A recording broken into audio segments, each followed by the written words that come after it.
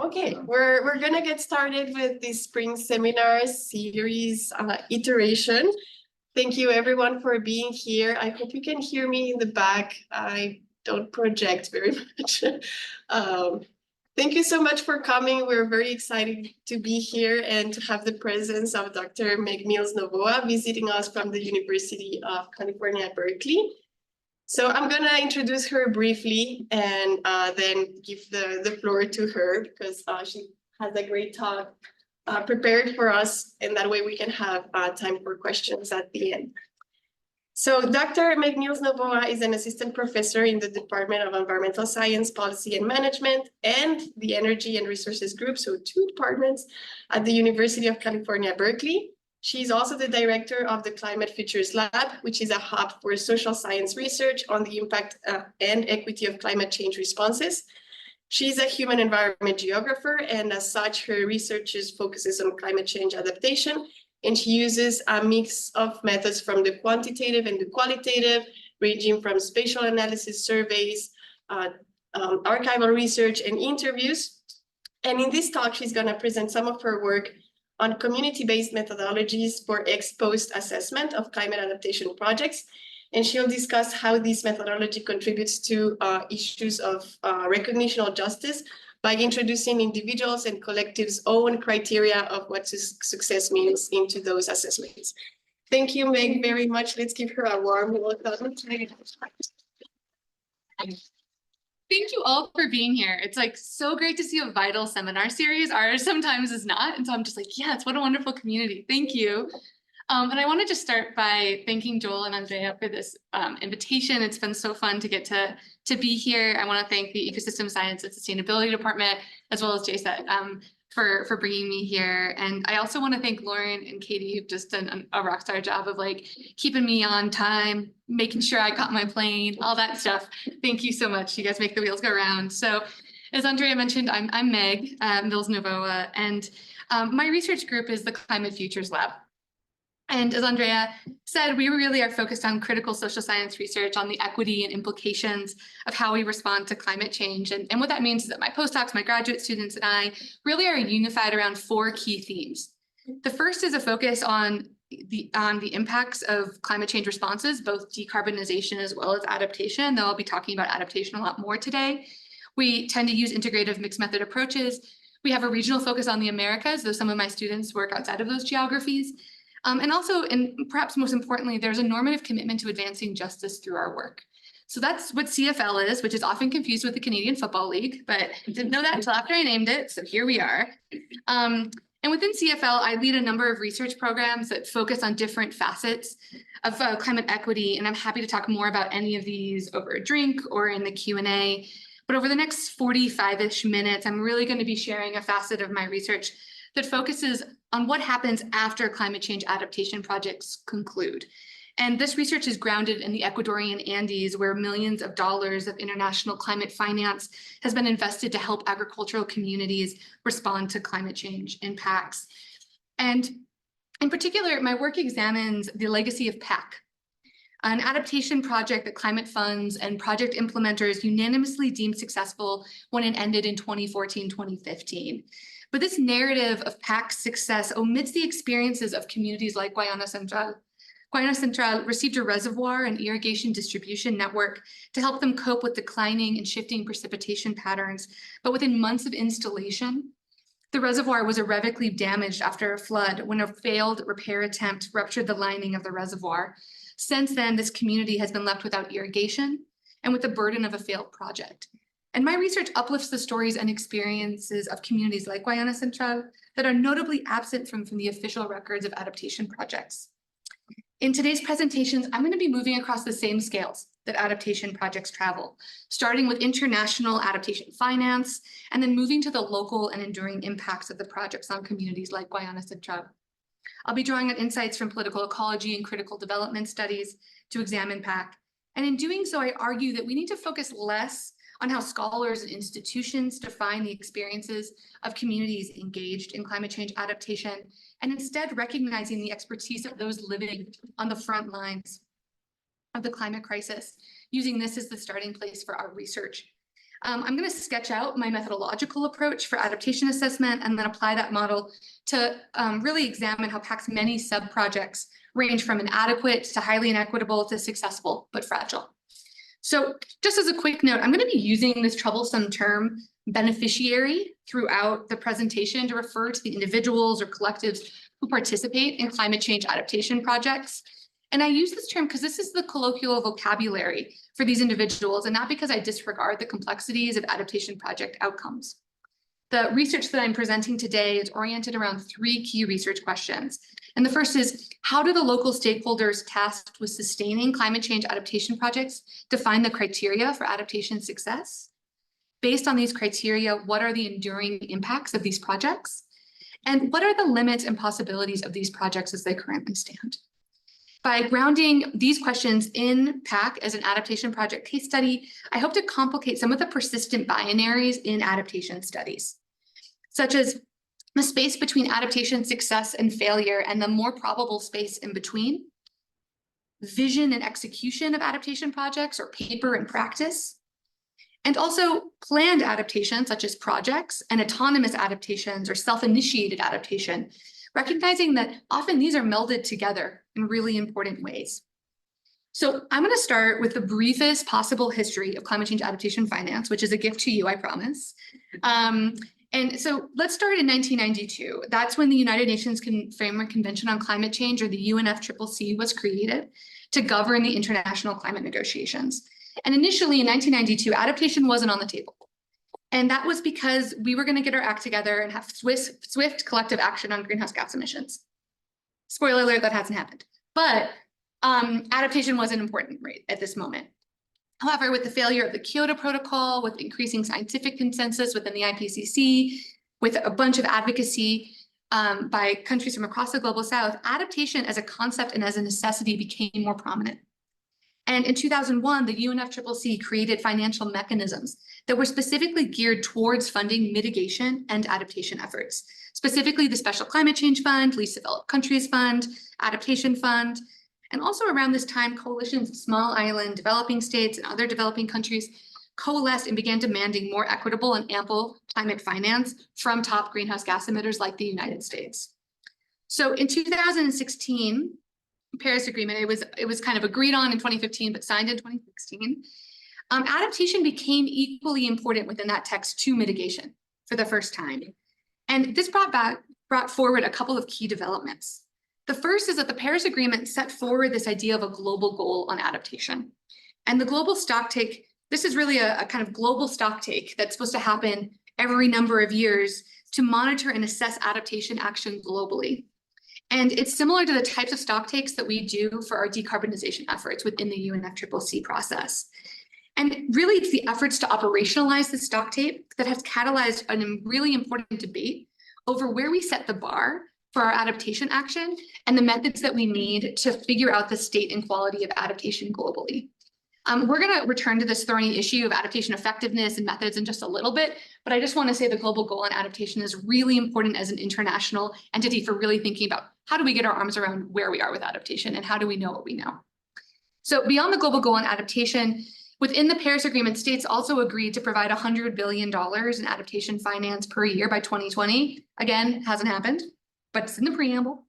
And they created the Green Climate Fund, which is the largest climate fund to date and was really supposed to be the financial mechanism by which we took money from top greenhouse gas emitters and got that to countries on the front lines of climate change impacts and also for countries doing decarbonization. So both mitigation and adaptation and cross-cutting in between.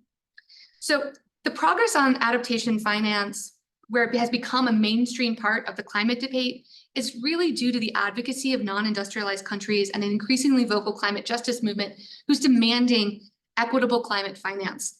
And in theory, the adaptation projects funded by these climate funds are supposed to be the formal mechanism, right? For top greenhouse gas emitters to provide money to non-industrialized countries to confront climate change impacts. It's incredibly inadequate. It's riddled with issues, but this is the existing mechanism for some weak version of reparations, and I struggle to even use that word here. And I've chosen to focus specifically on projects funded through the UNFCCC multilateral funds, today because these climate funds are viewed as being the most equitable, since the funds governance are negotiated by all countries within the UNFCCC, and there's higher standards for transparency than exist through some of the other climate finance avenues. So beyond the lofty goals of the Paris Agreement, let's actually see how this is playing out in practice.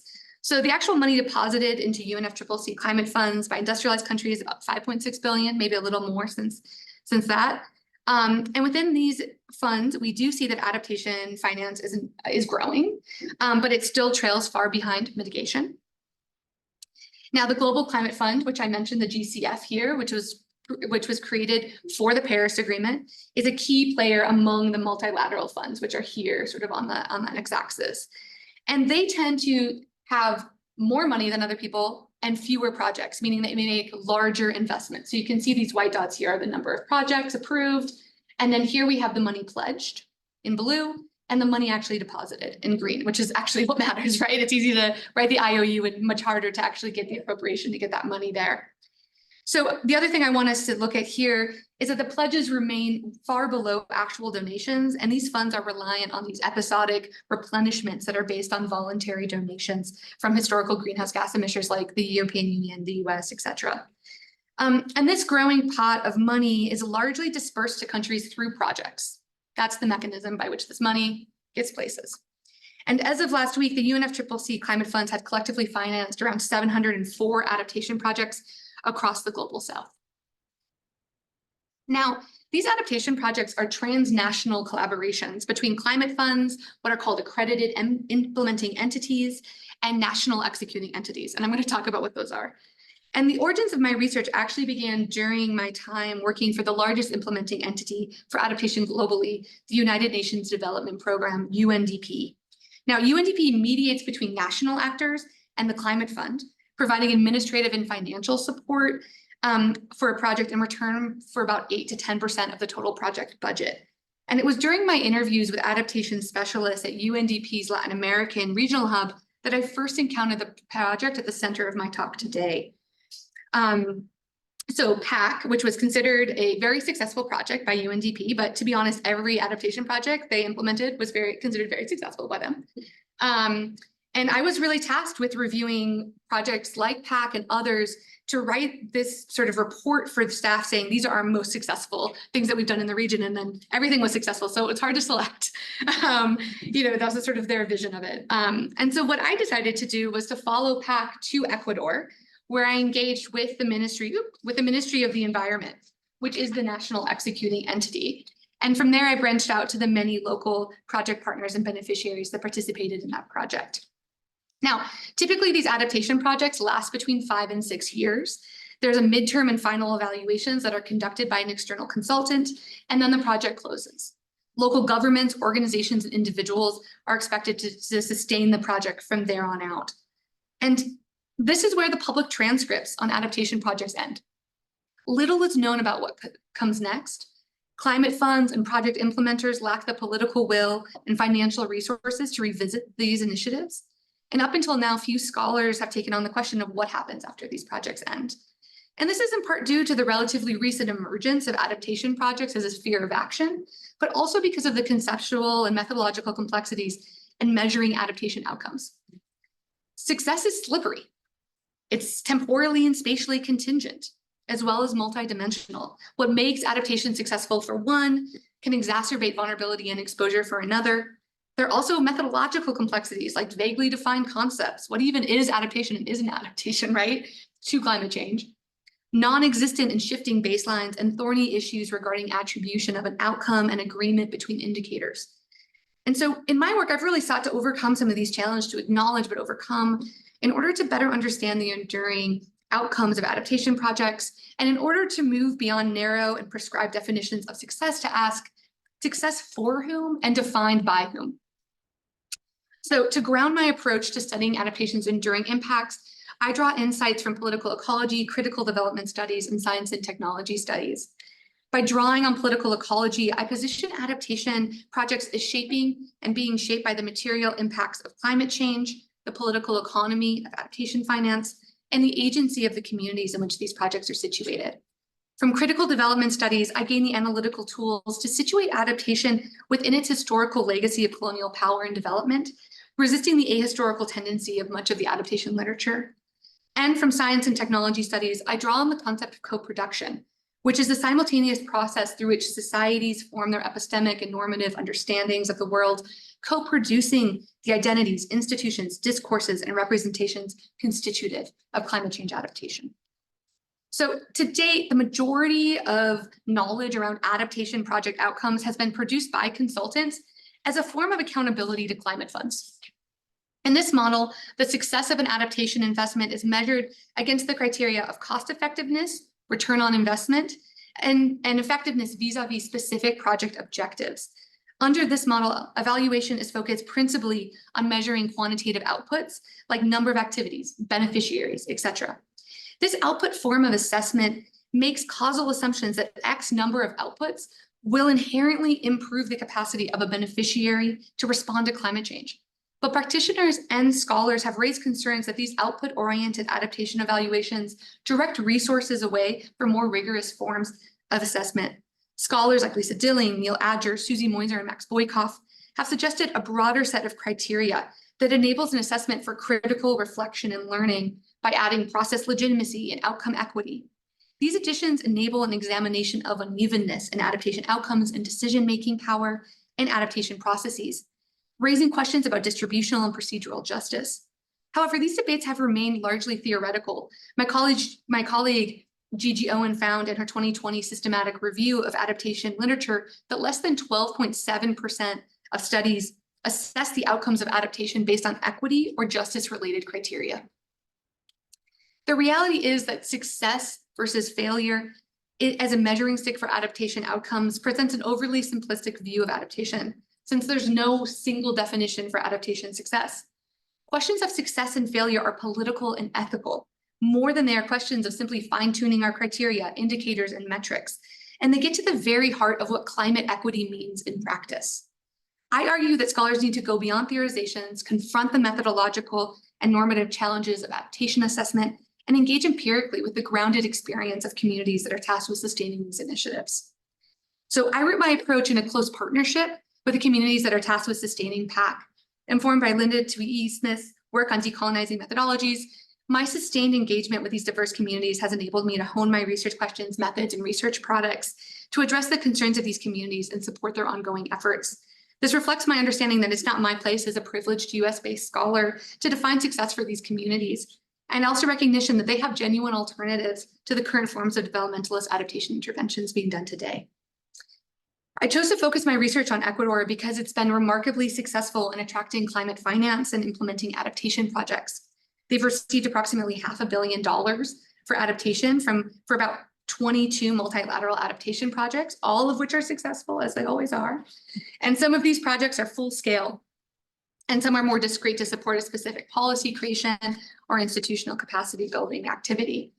I should also mention that there's many more in the pipeline. And this map here is just a site map of some of the major multilateral climate fund projects and the sites for implementation across the country.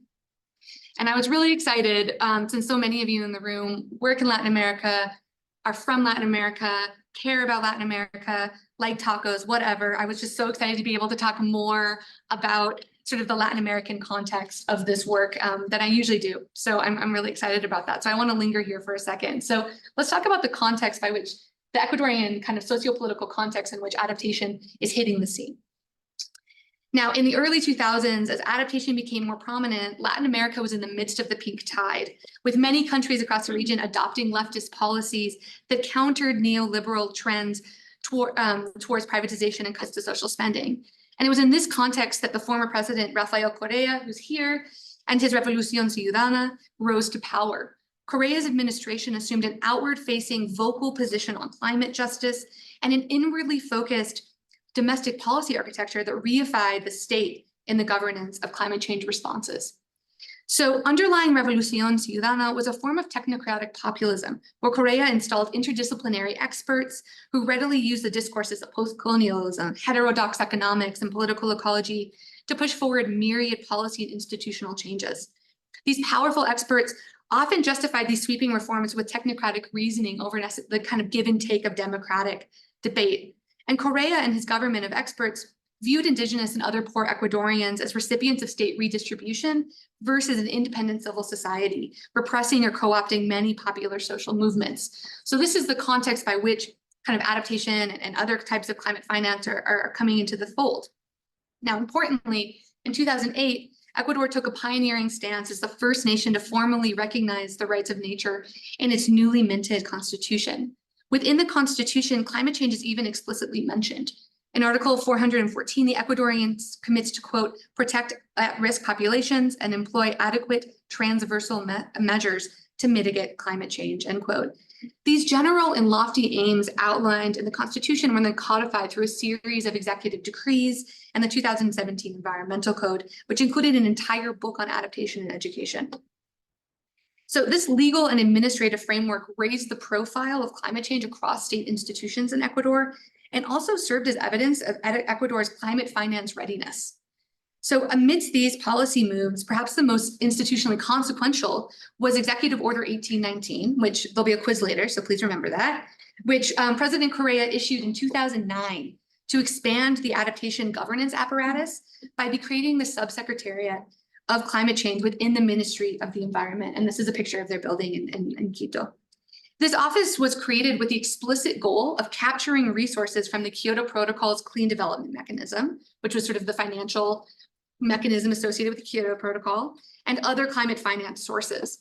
As the designated national focal point, MI, or the Ministry of the Environment, ostensibly represents all national interests in the formulation of specific adaptation proposals and larger portfolios of projects. So the state, in this particular state ministry, is central in deciding what adaptation looks like in the country and where those multilateral dollars flow. Now, at the time, Ecuador was already implementing its first set of adaptation projects, PAC, which I'm talking about a lot today, and PRA, which is another binational project I can talk about more in the Q&A. And Correa's administration recognized the potential of leveraging these dollars for national priorities. The Subsecretariat of Climate Change was subsequently divided into two offices, one for adaptation and one for mitigation, and is responsible for the coordination of all climate change activities in the country. And since its inception, the Ministry of the Environment, which is now called the Ministry of Water, Environment, and Ecological Transition as of a couple of years ago, MAITE, is at the center of adaptation governance, as I mentioned. And despite Correa's overtly progressive policy reforms, his government continued to rely on the age-old strategies of natural resource exploitation, particularly petroleum exporting and import substitution, to finance redistribution across the country. Thus, what MAITE is a highly conflicted and politicized entity because it's responsible for conservation and climate change on one hand, and also overseeing environmental permits for oil and mining activities through its Subsecretariat of Environmental Quality. So it sort of has this push and pull within the ministry itself. And reflecting this polarization, during the tenure of Correa's successor, Lenin Moreno, who's pictured here, who was in power from 2017 to 2022, there were 6 ministers of the environment within those years, with the average term of about 8 months is how long a minister would last. And as pressure mounted for President Moreno to cover foreign debts and oil export commitments to China, the president progressively selected ministers with close relationships to oil and gas companies and a willingness to smooth and minimize environmental permitting processes for oil, gas, and mineral exploration. So as the global price for crude oil fell, Moreno's government also undertook an aggressive austerity campaign to make up for shortfalls in government revenue and to satisfy the conditions of a $4.2 billion loan from IMF that Rafael Correa had negotiated.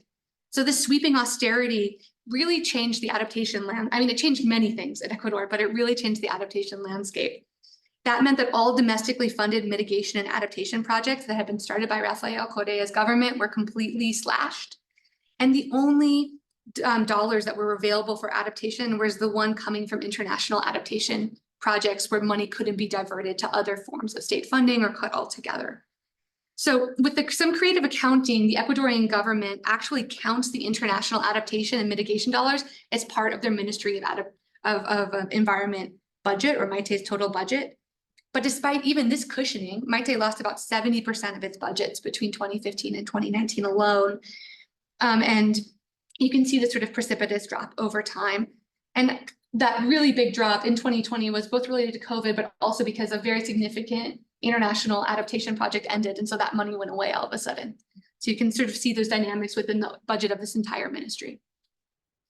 So the majority of adaptation projects implemented in Ecuador have focused on the water sector.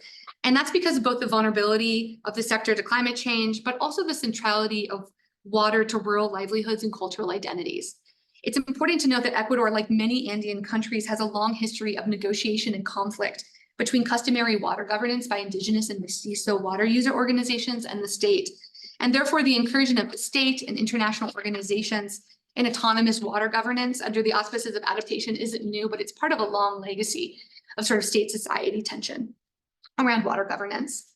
So in particular, my research is going to focus again on this project PAC, which was a key pilot project for Ecuador and Latin America. And it's called Adaptation to Climate Change Through Effective Water Governance, or PAC for its acronym in Spanish.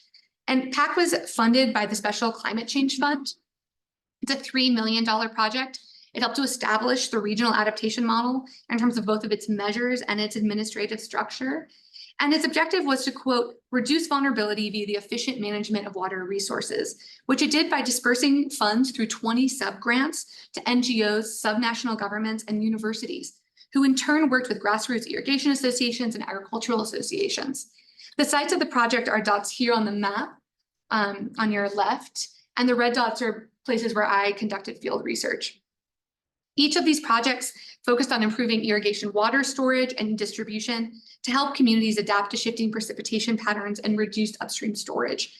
There was also forestry projects that were part of PAC that really focused on upstream reforestation to safeguard downstream water resources. I'm not going to talk about them today, but I am working on a book that has a whole chapter focused on this ecosystem-based adaptation, and I'm happy to talk more about that in the Q&A if it's of interest. So let's talk about the verdict of PAC when it ended in 2014, and the final eval came out in 2015. Well, the final evaluation was completed by an Argentinian consultant after a 4-day trip to Ecuador, where they visited 2 of 20 of the project sites. And that consultant deemed PAC very satisfactory. In chronicling PAC's impact, the evaluator enumerated PAC's impacts, it's a tongue twister, as reaching 4,455 families across 8 provinces with this list of interventions here. The expected sustainability mechanism for PAC was that irrigation and agricultural associations would maintain interventions with support from local governments. And when assessing the sustainability of PAC, the evaluator rated PAC sustainability as, quote, probable. Now, I've spent about 2.5 years conducting mixed methods research to examine PAC's enduring impact, including 14 months of fieldwork in Ecuador. And the purpose of this methodology has been to identify an approachable and replicable methodological model that's grounded in partnerships with those on the front lines of sustaining this project. So to begin, I visited the 20 communities that participated in PAC. And in each of these communities, I met with community leaders and discussed their priorities, as well as how my research could support their needs. And from there, the 10 cases that I included in my study were chosen because local leaders felt that this research reinforced their ongoing socio-political efforts. These communities included 7 water user organizations that received communally managed reservoirs, distribution networks and irrigation equipment, as well as 3 agricultural associations that received individual water tanks or micro reservoirs and irrigation equipment. So in these 10 communities, I conducted walking interviews with leaders, and I also conducted focus groups with community members to identify criteria for PAC success in that community. And with these criteria in mind, I designed a survey and participatory mapping protocol. After recruiting a fantastic team of local field assistants and students, I iteratively field tested and revised these instruments and feedback with local leaders. And then we began to work across the communities. We conducted 184 surveys, 10 participatory mapping exercises, and participated in observation of communal meetings and work days. And there was lots of feedback between these methods, allowing us to triangulate our findings and target follow-up data collection. Once data were in, I validated findings by conducting supplementary interviews with past leaders, current leaders, and national level adaptation authorities. And crucial to my model of scientific co-production is ensuring that my research reinforces local needs. So I'll circle back to this when I talk a little bit more about the products of this research, but in my initial conversations with local leaders, as well as officials from the Ministry of the Environment, as it was known at that time, we jointly identified products that would support their work. So let's get into the findings. So if I was to replicate the output reporting of PAC's initial evaluation, my post-assessment of the 10 case studies would be something like this. 8 out of 10 of the projects are either partially or completely functioning. Of the 185 former beneficiaries interviewed, 76% of the individuals report that the project helped them better cope with the dry period. The data also reveals some fractures in the project. 32% of the surveyed individuals report that the irrigation system isn't functioning at all, and only 24% of those surveyed felt that it would be likely or somewhat likely that they would be prepared for a future adverse climatic event.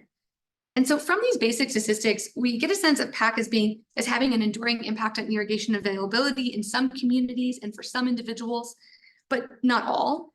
But what we don't get in this accounting of PAC's impacts are the mechanisms that are creating these unequal results across projects. So my assessment is based principally on communities' criteria for success as we identified in those interviews and workshops, or focus groups, which highlight their own visions for adaptation. So the criteria are sort of categorized in these 4 ways. The first is organizational legitimacy, secure access and control, material livelihood improvements, and knowledge. And so let's start first with organizational legitimacy. So the agricultural and irrigation associations that I partnered with were keenly aware that organizational legitimacy is key to the sustainability of the project, as well as their capacity to adapt to future changes, their own ideas of their own sovereignty, their ability to self-govern, their ability to be able to demonstrate capacity were all important parts of this category. And these are sort of different criteria or metrics that were then sort of offered up in those workshops. In the area of secure access and control, criteria encompass both physical availability as well as governance. And beyond the emphasis on governance and institutions, there's also a focus on the material impacts of PACs in terms of its impact on people's livelihoods. And these expectations are pragmatic and they vary between some communities based on the types of project interventions. In the area of knowledge, community members felt that peer mentoring and increased knowledge of both irrigation and agricultural associations were important markers of success. And as an important note, the knowledges described here are plural, encompassing both traditional forms of agricultural knowledge as well as technical knowledge for repairing irrigation equipment. Now, putting this slide up, I always kind of want to put a caveat here, which is this makes it sound like everyone agreed on these. Everyone thought these were important, and that's not the case. What we decided to do, we didn't create a hierarchy between the things that different communities felt or wanted to be for criteria of success. We took them down and we included all of them in our assessment. There's also things here that were deeply contested. For example, and I'll talk about this a little bit later, the formal recognition of the organization by the state. This is highly contentious. About some felt like being recognized by the state as a legitimate organization, having that tax code, having that legitimacy, that increased for them their ability to adapt, to be seen as sort of ability to respond to climate. Others felt like this was actually a threat to their sovereignty. And so I think it's really important in just saying that these are contested. And what we did as a research team is we included all of them and kept some of the most contested criteria highly private. So we don't actually sort of ever talk about which organizations were formally recognized and not, and just included that for the organizations where they felt like that was important. So based on these criteria, we assessed the outcomes of PAC's projects. And I want to just highlight 4 cases that demonstrate the wide range of outcomes and complicate our notions of success. So first, let's start with Victoria de Portate. Victoria is a community with a large and long-standing irrigation association. They're pictured here. And as we began analyzing survey data and conducting participant observation, it became clear that there were numerous individuals that were excluded from this project in the time after it had closed. So to better understand that, we used participatory mapping to identify the spatial distribution of benefits, and then we targeted follow-up interviews. And what we found is that the Irrigation Association has faced a loss of about 30% of its memberships due to some of these exclusions. And approximately half of the system had stopped functioning, with 73% of surveyed water users reporting having no or intermittent access to irrigation. And this was due to design issues and a lack of coordination between users, wherein water pressure fluctuations throughout the system caused major ruptures in distribution pipes. Currently, the only households and sectors that had access to the irrigation system were the ones with the financial resources to replace broken pipes that had burst. This has left the poorest within the association without access to the project. And this inequitable distribution of water has led to a loss of organizational legitimacy, with one member stating, quote, "The board of the Irrigation Association doesn't do anything for us. They just keep the water for themselves." Victoria de Portate has secure access and water rights, but only for certain members. And the findings from Victoria del Portete are not isolated. Across communities, we found that when piping, sprinklers, or drip irrigation provided through PAC broke, few could afford to repair or replace it. 30% of total respondents reported that irrigation equipment no longer was functioning. And the inability of farmers to borrow or pay for broken equipment in their parcel is a driving force in the unequal distribution of benefits. And importantly here, this also leads to a form of elite capture of adaptation project benefits by those who are able to replace those pipes, and in doing so have more water available to them because others have been excluded. Now, as a second case, I want to talk to you about San Bartolome, which based on our criteria has been quite successful. San Bartolome's Irrigation Association has actually gained 15 new members in the time since PAC ended. They have secure control of water. 68% of members report that they have enough water to cover their irrigation needs, the highest rate of any of the 10 cases. And these promising however, these promising results are fragile. The non-permeable membrane of the reservoir has formed a rupture. They've patched it multiple times, but this rupture continues to grow. And the replacement cost to San Bartolome would be $30,000, far outside the means of this irrigation association. And just a few kilometers away, Inisari is a harbinger of what could happen without external support. Inisari's PAC-funded reservoir functioned for two years before our hailstorm damaged the impermeable membrane beyond repair. And since then, the association has been unable to find external financial support to replace this membrane. And technical issues like those faced by Inisari and San Bartolome are not trivial and are unfortunately quite common across PAC sub-projects. Of the 7 projects that received large reservoirs, 5 of them have ruptures in the impermeable membranes, fundamentally jeopardizing these projects. And this is particularly troubling because this model of reservoir construction has been replicated by subsequent adaptation projects. In a recent adaptation project funded by the Adaptation Fund, the Ministry of the Environment installed 30 such reservoirs across Ecuador. Now, many of these irrigation associations, in realizing that they don't have the financial capacity to repair infrastructure, have asked the provincial government to cover this expense. And the provincial government in Ecuador has the sort of constitutional responsibility or competencia for all rural development and irrigation in the country. So that's why they go to the provincial government. And the provincial government has decreed that an irrigation association must be legally constituted to be considered for aid. And many of these irrigation associations have avoided this highly bureaucratic process because, as the president of the Natural Federation of Irrigation Associations succinctly said, it's about sovereignty. This dynamic reveals this continued negotiation between state and irrigation associations over the governance of adaptation projects beyond the closure of the project. Now, the final outcome I'm going to have time to talk about today is I want to discuss PAC's other intervention, which was the installation of water tanks and micro reservoirs for members of 3 grassroots agricultural associations. These associations are well regarded with thriving memberships and active leadership. In these 3 communities, we found that the vast majority of tanks and micro reservoirs were still in use and functioning, but their storage capacity was too small for agricultural use, actually, meaning that many farmers did not use the stored rainwater for irrigation, opting to use it for household use or processing. Out of the 74 individuals surveyed in this, we surveyed in these communities, only 52% reported using that water for irrigation. And this inadequate design is likely due to the pressure placed on the NGO that implemented the project to increase the total number of beneficiaries, making the per household funding low and limiting the capacity of the system that could be installed. And this is an important outgrowth of this output-oriented reporting, where the number of beneficiaries is privileged over necessarily the depth or the quality of the actual intervention.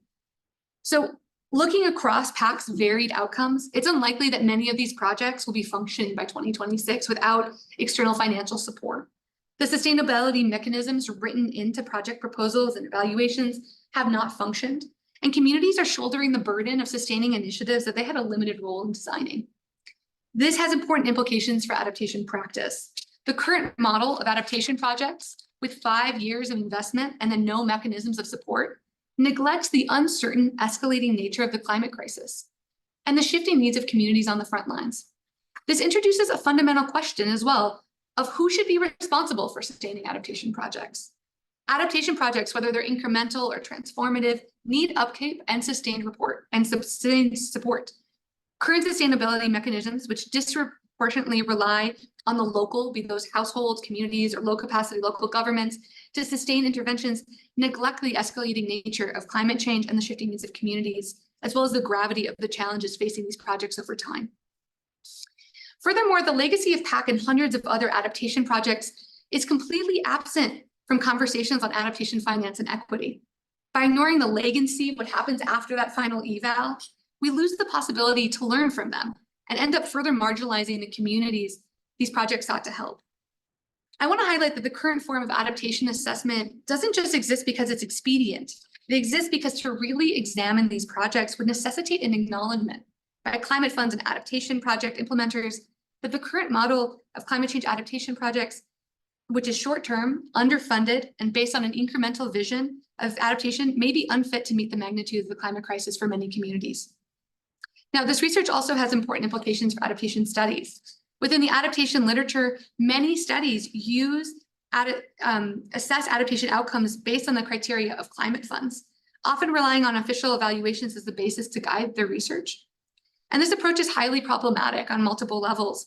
Scholars can reproduce the same blind spots as the evaluations themselves. They fail to consider the long-term costs of the adaptation projects, missing the burden placed on local communities to maintain adaptation infrastructure. Second, by using the terms laid out by the project implementers' own evaluations of success, adaptation scholars fail to critique the normative framing of success embedded within these reports and criteria, frames that reflect developmentalist and neocolonial narratives, not the norms or perspectives of local community members. Third, by using funders' criteria and evaluations, scholars miss the uneven distribution of project benefits locally across class, gender, and race lines. Now, I call for an engaged methodological model that captures the fine-scale empirical evidence needed for understanding the local dynamics and mechanisms that shape the time after adaptation. And this approach takes seriously community-defined expectations for success, the uneven distribution of benefits, and the long-term costs and political negotiations critical to maintaining adaptation infrastructure. This type of approach is often referred to as subjective assessment, based in sort of the feelings of those most affected, or these perceptions of those most affected, but it positions beneficiaries as active protagonists in the production of adaptation, climate change impacts, and our knowledge about it. As exemplified by the adaptation criteria generated by former project beneficiaries in the study, adaptation success spans beyond narrow project objectives of effectiveness or coherence with international and national policy, such as relevance. This community-generated criteria, categorized under secure access and control or organizational legitimacy, reflects how beneficiaries view adaptation as enmeshed in and intertwined with sources of vulnerability that reach beyond simplistic constructions of climate impacts. And the ontological pluralism of adaptation success broadens understandings of what is encapsulated within adaptation processes, and also the embeddedness of adaptation within long-standing struggles for territorial and resource control. If these plural conceptions of adaptation success were prioritized from the onsets of projects, both adaptation interventions and related sustainability mechanisms could be better directed towards supporting the ongoing needs of communities, rather than the top-down technical interventions being privileged by funders. Now, Sheila Jasanoff, the science and technology scholar, has called for us as scientists, experts, policymakers, and knowers to employ what she calls technologies of humility that make explicit the ambiguities, indeterminacy, and complexity at the heart of our big endeavors and their fundamentally moral foundations. And I take up this idea in my work, reflected in my decision to forefront the voices and experiences of communities on the front lines of these projects over those of the academy. And I do this in hope of building more ontological and epistemological pluralism into our understanding of climate change adaptation. So I'm now working to share these findings in ways that are useful to local communities and relevant to broader audiences. So for each of our irrigation and agricultural association partners, my research team and I have produced technical community adaptation needs reports, which have been iteratively drafted and revised with local leaders. And these reports serve as a tool for associations to communicate their their adaptation needs to government officials, funders, and affiliated civil society groups. We also have begun accompanying associations to present these reports and providing supplementary material as requested. For the Ministry of the Environment, I've synthesized our findings and recommendations into a policy brief and adaptation assessment workbook, which you can see the cover of here, which served as an input to the National Adaptation Monitoring and Evaluation Framework, which was developed in 2022 in Ecuador. For the broader Anglophone community, I published an article on this work in the environmental magazine terrain.org. And in terms of scholarly contributions, this paper was recently published in Global Environmental Change and represents a facet, as I mentioned, of a larger book project that focuses on the very pathways that adaptation is designed to be sustained and its implications for how we can rethink adaptation practice. And I'm happy to talk more about this in the rapidly approaching Q&A, I promise. So with that, I just want to thank my Ecuadorian partners, particularly Carol Tapia, who has worked with me on this project for many years, as well as mentors and friendly folks who funded this work. And thank you all for being here on this Wednesday afternoon. I really appreciate it. Thanks so much.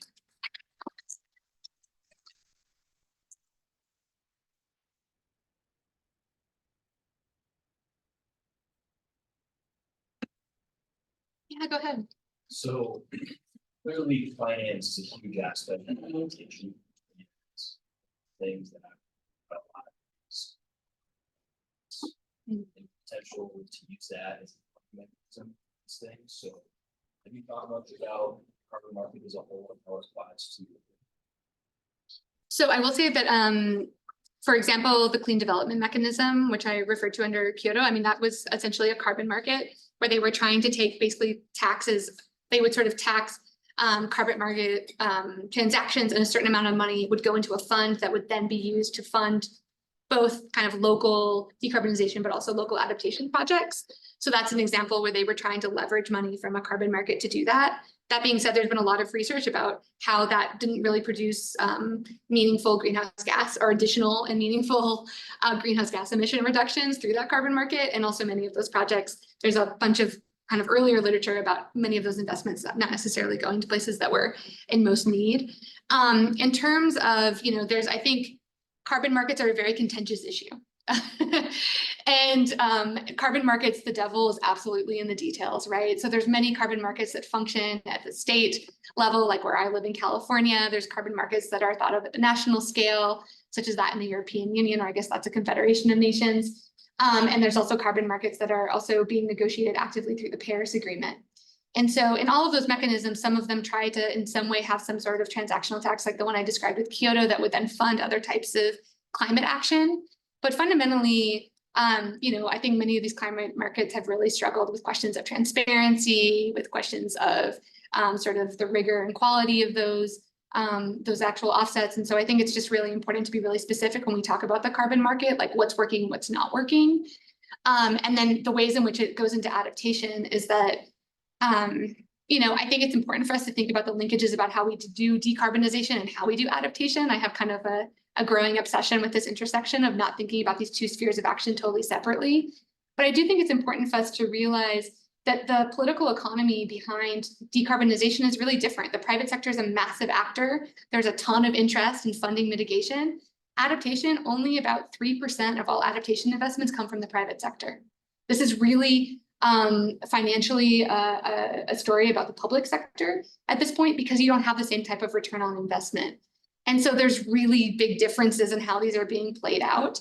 And there's also, I think, a really important sort of ethical question here at the core about the responsibility of historic greenhouse gas emitters for paying for the impacts on countries across the global south. And so, I can riff forever about literally anything, so I'll stop myself there. But those are some of my thoughts on how carbon markets might intersect or conflict with adaptation funding. But thanks for the question. Yeah. Yeah, go ahead. Thank you for your presentation. One of the things I took away from this the most was the fact that there has to be a shift towards focusing more on high quality projects than the number. It seems like right now the priority is being able to see, like, say that you did so many projects and you were able to, help a much larger group of people, but maybe those aren't sustainable or last as well over time. So have you seen that with your work on kind of some of the findings you have you seen that that's starting to change, where there's a greater and greater focus on maybe doing less projects, but that are more meaningful and more thought out in the long term? Yeah, I mean, I think one thing I want to say is that there should just be more money for adaptation. That's my first takeaway. Don't fall too much into the scarcity mindset, right? But I think pragmatically, you're right. And that I think for me, what's an interest, there's a few things here. One is thinking about the project model itself, right?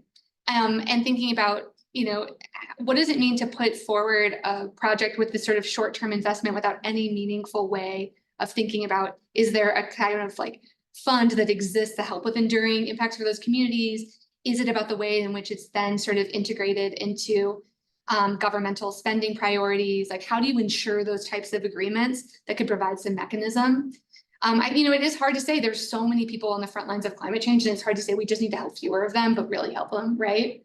It's a really tough question and a tough sell. So in my work, it's like the first thing I want to emphasize is like, we need to really, and I'm not the only one saying this. Many people are like, we on orders of magnitude need to start thinking about our adaptation investments like at a much greater scale. And then also when we think about the ways that we spend that money, we need to think about its quality and its depth. And we need to think about this is a long-term and escalating crisis. And so how do our projects actually address that? How do we more meaningfully link into policy processes and others, for example? So I think that those are all things on the table. But certainly in the context of PAC, there's a lot of these projects that are so have such little impact on the lives of many people that I walk away from that saying like, wow, if we'd worked in half of those communities, we could have actually made a much larger impact. But then who's going to be the one who selects who does or doesn't get to participate? These are hard questions, right? And I want to say that I have a lot of respect for adaptation project implementers who are grappling with this. This is really hard. And that's the place that I started. I used to design and implement adaptation projects. So I'm really sympathetic to these challenges and also how beholden we are to the wants of funders, right? So these are, so that totally, Yeah, go ahead.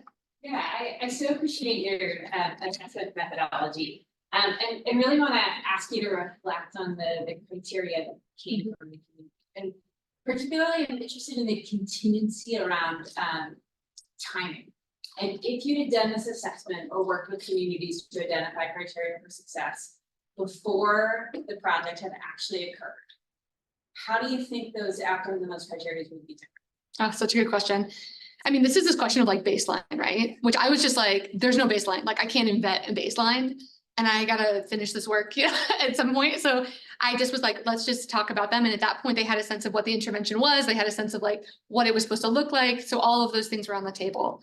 Now, I think that one thing that we've been sort of thinking about in our lab group is actually like trying to, now that I have sort of the privilege of having more time and more of these relationships, is to work with communities before they do this in partnership with a community that's been targeted for like a future adaptation to produce these criteria from the onset and then like iteratively sort of measure against them, but also give them the opportunity to reflect on that criteria itself as they change. And so this is something that's really active. In terms of your question of what do I think would be different? I don't know. And I think it's important to also recognize, between the 5 years of 2009 and like 2015, when this project ended, to like 2018, 2019, 2022, 2023, when I was like actively in the field doing this work, the context of Ecuador, like the sociocultural context of Ecuador had changed so much. Like what people wanted from the state, what they thought about the state, that was totally different. And so I think there's all these things outside of just the climate change space that also affected the way that they thought about themselves, because it was so repressive when PAC was being implemented. The government was incredibly repressive of indigenous water user organizations. And by the time 2016, 2017, they were much more sort of active and free to be able to fight for, questions of sovereignty or self-governance in a way that they couldn't under Correa. And so there's also these other things that I think really would have changed the things that people felt comfortable as putting as criteria for success. I will also say that, not in the context of this part of the study, but in the broader project, I also worked with a lot of other communities that are much more active from the onset of projects. When PAC was being implemented, this was the first adaptation project really to hit the ground in Ecuador. But for a lot of later projects, the Ministry of the Environment, they had learned a lot, and also local communities had learned a lot about, we can actually go straight to the implementing entity and we can say we don't even want to work with the state. So there was a case of a binational project in the north of Ecuador who said, we want to directly administer this money. We want to directly make decisions about how it's spent. We want to focus primarily, we want to be the ones really thinking. They couldn't set the evaluation standards, but they were like, we will make decisions too about how evaluation is done in this project. And the state was really upset about that. They were not happy, but you could see sort of this learning about the ways that these adaptation dollars are being leveraged for different forms of kind of territorial control and all of that. And that, again, this has changed so much over time. So those are my thoughts there.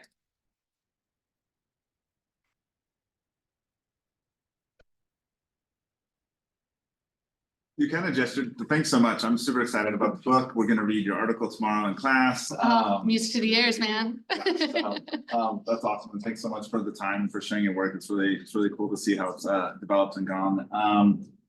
I was just curious a little bit more, the last kind of comment you were talking about, especially like with the north of Ecuador in that example, like what were the processes of like consultation like in advance of these projects? Was it just that the state shows up for different agencies and they're like, we're gonna do this, and are you interested? And here's this great package of, you know, which often happens in a lot of these kind of like, if we're thinking about it just like a standard development kind of model, like, or is there a more effective kind of like FPIC, free, prior, and informed consent process that happens with communities, and do they have any sort of say about like the design of the reservoir, how large it is, what it does, or is it just kind of like, we have this money, we're gonna do this, we're gonna implement it, do you want it or not? I'm just curious about like some of those basic technical. Totally, yeah. I published an article in 2020 in Geoforum that like talks a little bit about the different participation modalities between PAC and Forexa, which is a subsequent project also concluded, but was like the next generation. So I think the modality of like kind of participation or, you know, free, informed, prior consent and all that stuff, I think that has again evolved. And that's sort of from two areas. One is that adaptation funds themselves have sort of read the writing on the wall and have really started to create more transparency and have mandates for participation that are now you have to say how you consulted local communities, how you selected those communities, that all is part of your like extremely lengthy proposal. But for PAC, their mode was these through subgrants. So they said, basically, you know, similar to many of subgrant programs that we as academics might go for, okay, you know, we have room for 20 projects. It needs to look at water resource. You like university, NGO, local government, you kind of tell us what your people need, your partners need, and then we'll like parcel out funds between all of you. So that was sort of the subgrant. And this idea that participation was really done through like these more locally embedded institutions. Forexa had a more explicit participation mandate where it was like there was specific workshops that were done in each community before to co-design interventions that were put into these packets of interventions, and then they were like sort of co-implemented and then re-reported out.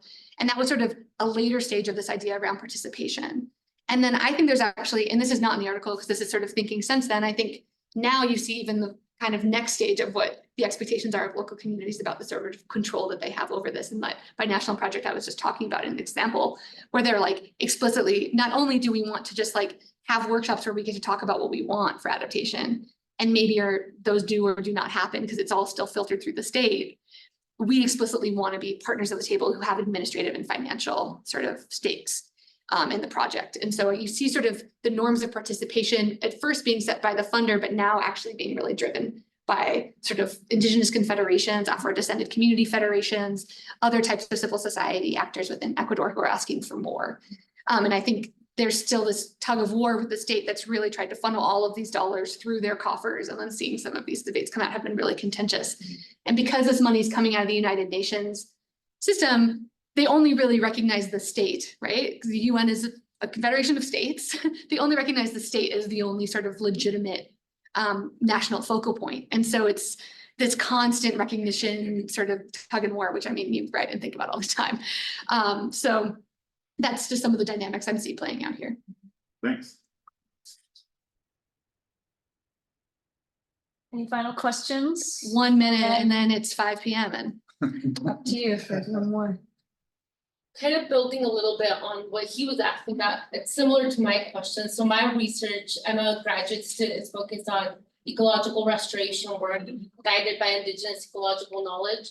And a lot of what I've heard, and it seems like it's similar, is that oftentimes why things fail is because they come in with like an organization, like in the US, for example, the federal government comes in with funding, but they already have, you know, the project all laid out, and they're like, there's a project we have like to offer you, do you like agree? Do you think that like, and that's kind of their idea of consultation, where I'm hearing is most people want to be involved years ahead of time in the whole planning process, and not just kind of like a check mark, like, yes, I agree or disagree with this general plan you presented me and you want my answer like now on whether we want to go ahead with it or not. So it sounds like that's similar to a lot of the work, or like what you've been hearing, is that correct? Like with a lot of the communities about these projects? well, I think it really, I think it's really important to be very nuanced, right? Because there's legal requirements around what consultation has to be that are very dependent on like the sort of country context. And you know, some of those are just like consultations that are just like you've informed them this is happening, right? I think what's different in these projects that are coming out of the multilateral funds is there are more, not necessarily sufficient, but are more rigorous expectations for what participation and consent looks like. Now, I will say that as a researcher, it's quite challenging because often communities that might have arguments or might fight really hard are just excluded from, like, they just will not be considered for inclusion. So they're sort of like left out of the conversation altogether because, you know, maybe they kind of work with a lot of these project designers will work with communities where they have pre-existing relationships, or they know there's sort of maybe they're in the same political party and they sort of like know there's some like patronage relationships. So it can look really different, but I do think in the particular projects that I'm examining, there is a necessity to at least perform participation in consultation to a higher standard than what you see in some other types of projects as mandated through these climate funds, which are learning a lot from larger development practice because they, you know, it's a lot of the same actors involved. So I think, again, it just really depends. I think it's really important for us to be kind of like empirically specific about, you know, what does actual consultation look like? Who are the people, you know, the recognitional questions of who are even considered to be sort of eligible or appropriate folks to be consulted? How does that actual consultation then sort of shape outcomes? Like all of those questions really need to be interrogated. If that's going to be like the lens of our analysis, because I think we can be really sweeping, but I saw a lot of variation in how these projects present that were shaped not just by who the funder was, but also about the expectations and sort of experience of the communities themselves. Thank you all for being here.